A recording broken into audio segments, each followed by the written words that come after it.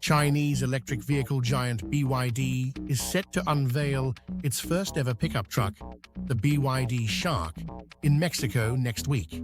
Mark your calendars for May 14th when the BYD Shark will make its global debut, as reported by El Economista. BYD, the world's top electric vehicle manufacturer as of the end of 2023, is making headlines with this new launch. The Shark is built on BYD's innovative DMO platform, making it a mid to large size model, slightly larger than the Toyota Hilux. Primarily aimed at overseas markets, the Shark is expected to bypass China's domestic market due to stricter regulations on pickup trucks.